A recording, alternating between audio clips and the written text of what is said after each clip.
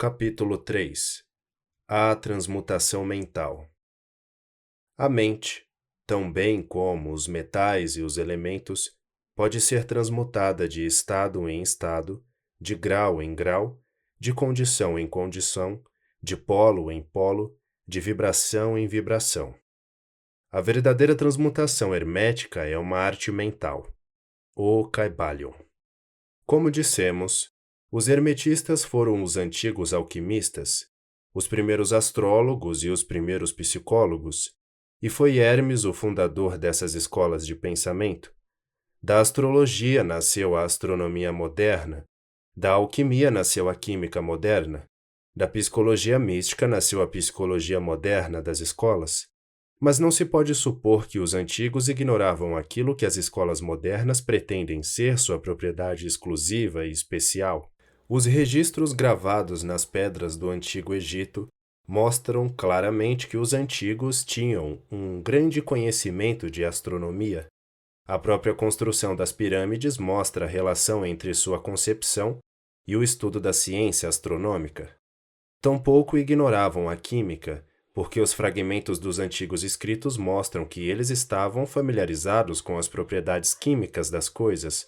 Com efeito, as antigas teorias relativas à física vão sendo vagarosamente comprovadas pelas últimas descobertas da ciência moderna, em particular as que se referem à constituição da matéria.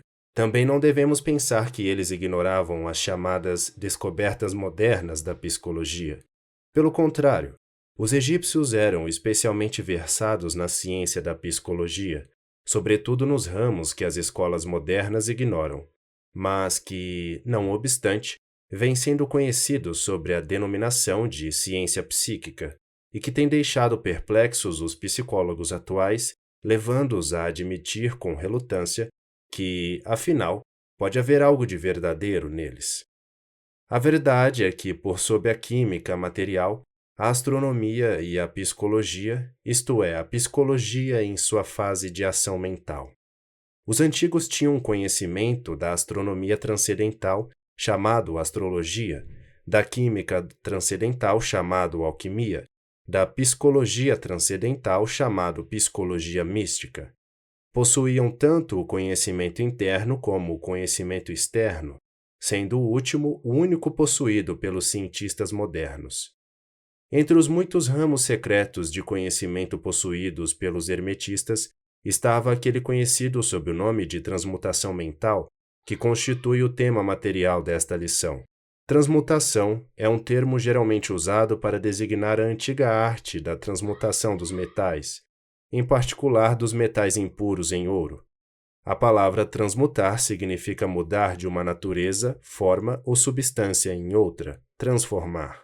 E da mesma forma, transmutação mental significa a arte de transformar e de mudar os estados, as formas e as condições mentais em outras. Assim, poderemos ver que a transmutação mental é a arte da química mental, ou, se parecer melhor, uma forma de psicologia mística prática. Tudo isso, porém, significa muito mais do que parece na superfície. A transmutação, a alquimia ou a química no plano mental são sem dúvida muito importantes em seus efeitos, e se essa arte não seguisse adiante, ainda assim continuaria a ser um dos mais importantes ramos de estudos conhecidos pelo homem. Mas isso é só o começo. Vejamos por quê. O primeiro dos 7 princípios herméticos é o princípio do mentalismo, cujo axioma é o todo é mente, o universo é mental, que significa que a realidade subjacente do universo é mente, e que o universo em si é mental, isto é, que existe na mente do todo. Examinaremos esse princípio nas próximas lições, mas consideremos o efeito do princípio se admitirmos que ele é verdadeiro. Se o universo é mental em sua natureza, a transmutação mental deve ser a arte de mudar as condições do universo no que diz respeito à matéria, à força e à mente. Vereis, portanto, que a transmutação mental é realmente a, entre aspas, magia de que os antigos escritores muito trataram em suas obras místicas, e sobre a qual deixaram tão poucas instruções práticas.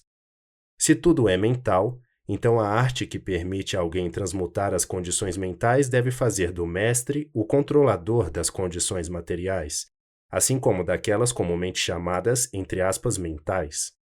Na verdade, somente os alquimistas mentais conseguiram o grau necessário de poder para dominar as mais grosseiras condições físicas e os elementos da natureza, como a produção ou cessação das tempestades e a produção e cessação de terremotos, bem como de outros grandes fenômenos físicos.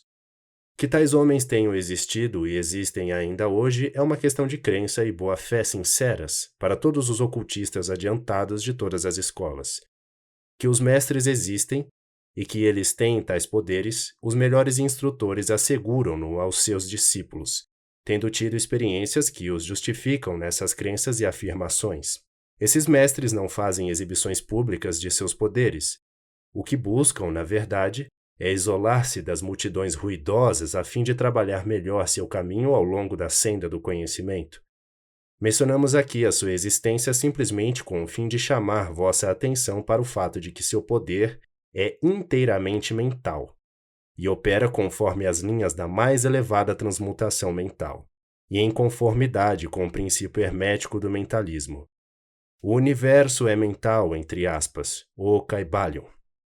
Contudo, os discípulos e os hermetistas com graus inferiores ao dos mestres, os iniciados e os instrutores, são igualmente capazes de trabalhar paralelamente ao plano na transmutação mental.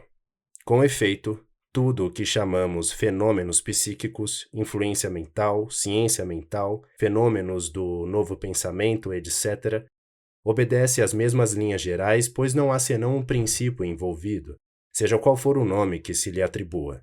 O discípulo e praticante da transmutação mental opera no plano mental, transmutando condições mentais, estados, etc., em outros, de acordo com diferentes fórmulas mais ou menos eficazes.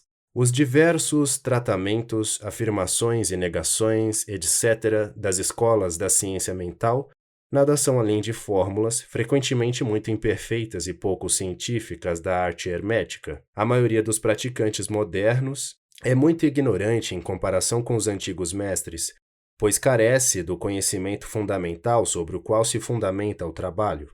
Não somente é possível a qualquer um mudar ou transmutar seus próprios estados mentais por meio dos métodos herméticos, como também lhe é possível modificar os estados mentais dos outros da mesma maneira, em geral inconscientemente, mas muitas vezes de modo consciente, da parte de alguns que conhecem as leis e os princípios, nos casos em que as pessoas afetadas não têm informações sobre os princípios de autoproteção. E além disso, como sabem muitos aprendizes e praticantes da moderna ciência mental, toda condição material que depende da mente dos outros pode ser mudada ou transmutada de acordo com o desejo, a vontade e os, entre aspas, tratamentos reais da pessoa que deseja mudar suas condições de vida.